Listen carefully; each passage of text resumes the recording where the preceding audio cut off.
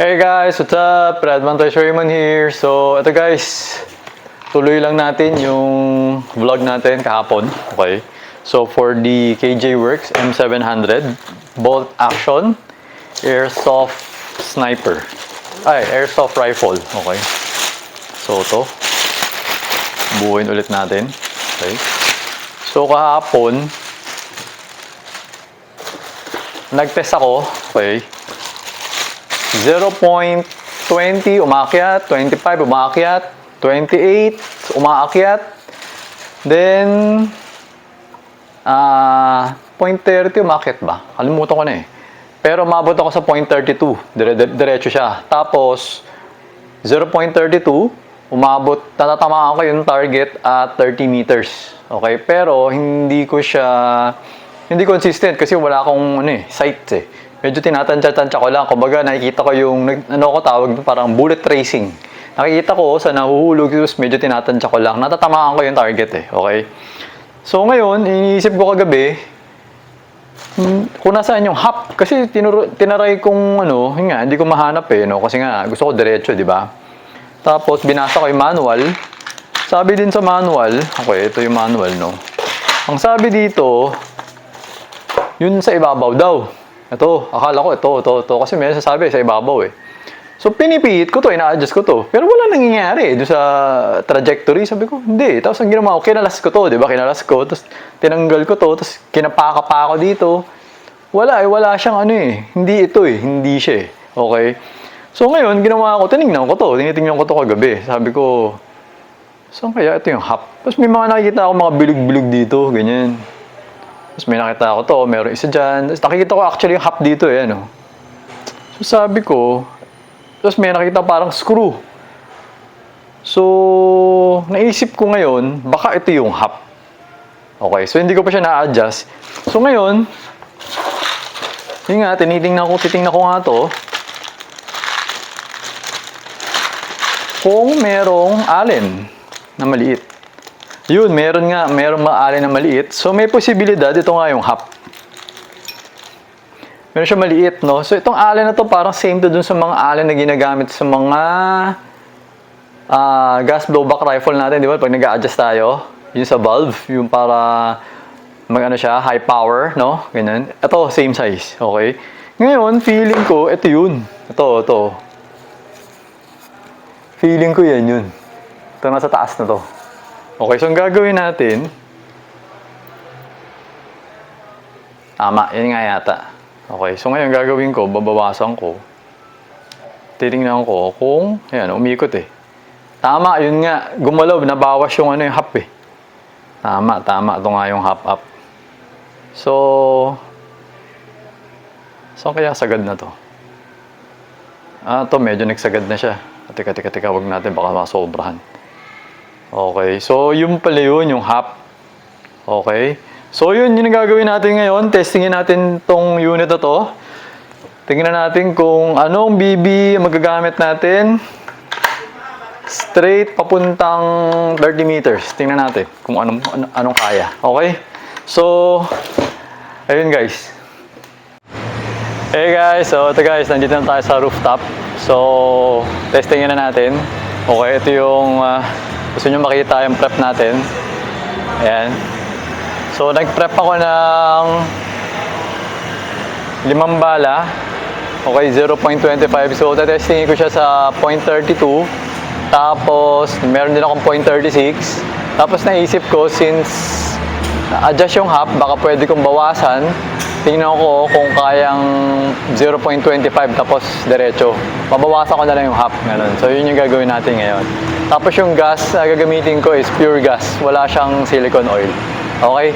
So, yun guys.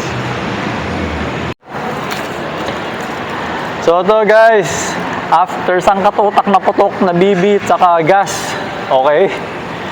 Na sa tingin ko yung the best suitable sa kanya out of the box is 0.32. Parang yun yung maximum. Kasi pag nag-0.36 ako, hindi na siya consistent eh. Okay? Ngayon, yun nga, nasubukan ko sa kanya, 0.20 pwede siya. So, bababaan mo na yung hap. Tapos, pwede ka gumamit ng 0.2. diretso siya. Nakakaabot siya na medyo malayo. Nakakaabot niya yung actually 30 meters. Yun nga lang, medyo mahirap barilin kasi nga medyo mahangin. So, tsaka siya, parang yung hop, iba-iba eh. So, iba-iba yung BB, iba-iba yung size. So, alam mo yun, masyado na malayo. Kumaga, you have to upgrade if ever, okay? So, ngayon, nilagay ko yung target kasi kahit sa point 32, hirap pa rin barilin kasi malakas yung hangin eh. Hindi ko alam kung nakikita nyo. Ito guys, i-switch ko. Ayan guys, makita mo. Nilagay ko yung target sa... Yan. Nilagay ko ng mga 25 meters. Okay, nilapit natin konti. Eh, makapansin mo yung mga halaman. Nilagyan ko ng halaman para nakikita nyo yung hangin. Mahirap kalaban yung hangin. Pag sa 30 meters, nakikita mo yung plate, gano'n, di ba? Ganun yung plate. Gumaganon yung bala rito. So, ang liit na rin kasi ng plate. Maliit lang yung plate. So, siyempre, out of the box lang to. So, sa tingin ko talaga, if ever, kailangan i-upgrade mo pa siya, papalatan kayo mga hop-up, and siguro pati barrel, kailangan palitan, something like that. If ever na gusto mo talaga siyang gamitin ng sobrang layo. Kasi, yung target ko kasi niyan, maliit yan eh, di ba? Kapag gagawin mong tao yan, siguro yung tao nasa 100 meters na yung tao. Ganun siya kaliit. Diba? So, pero kunyari, tao yan, ganyan. Tao, tumayo ng 30 meters. Talaga natamaan na natin. Pero maliit kasi yung target eh. Yun yung pinag-usapan, maliit siya eh. So, pag tao, syempre kailangan malayo-malayo pa yung tao para maging ganyang kaliit. Diba? So, estimate, siguro parang 100 meters. Parang ganun na siya kaliit. Diba? So, ayun lang. I-share ko lang. So, ngayon, pakita ko lang sa inyo. Barilin natin yan using 0.32. Ngayon, ito pa pala isa.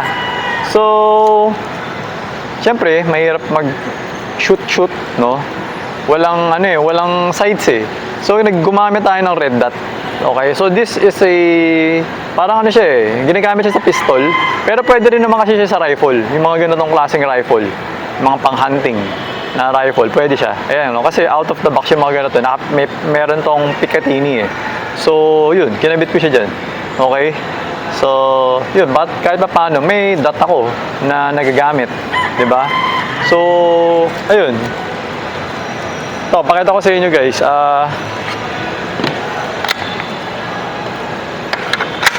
Okay na rin naman. Yan nyo.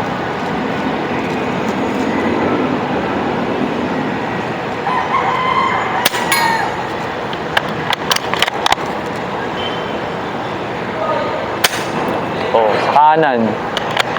Naatat.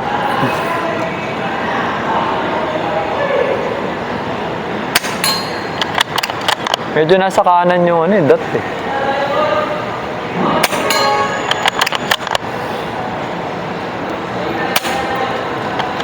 Umakyat ang BB.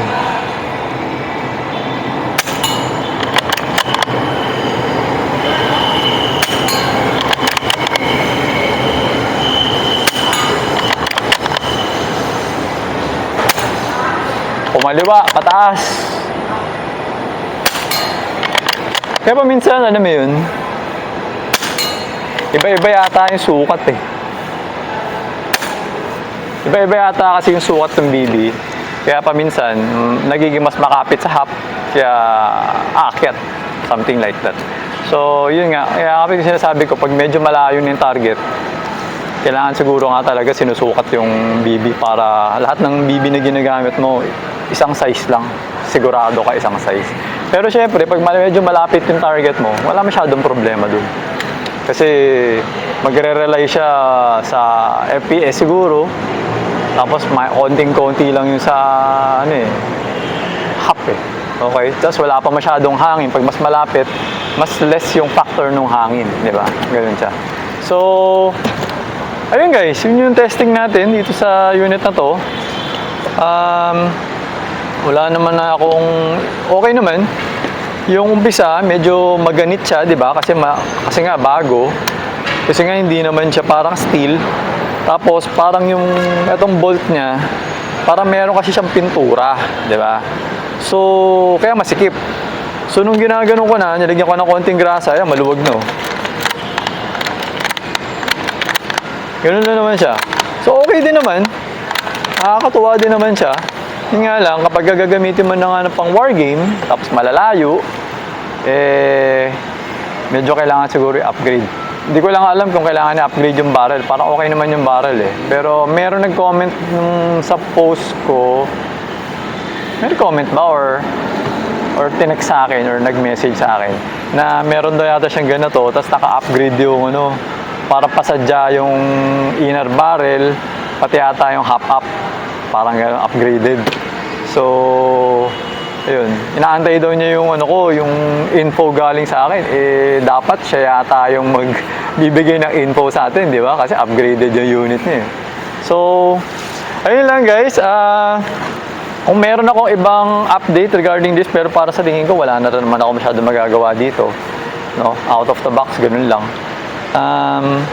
Optics pwede. Pwede naman siya lagyan ng scope if ever. Okay.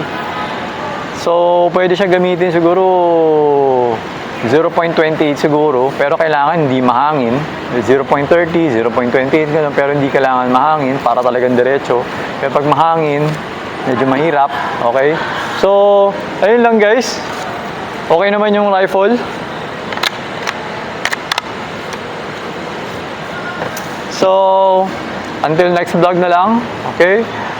Thank you for watching. Always remember to stay safe, stay great, be good, and be thankful always. God bless everyone. Bye-bye.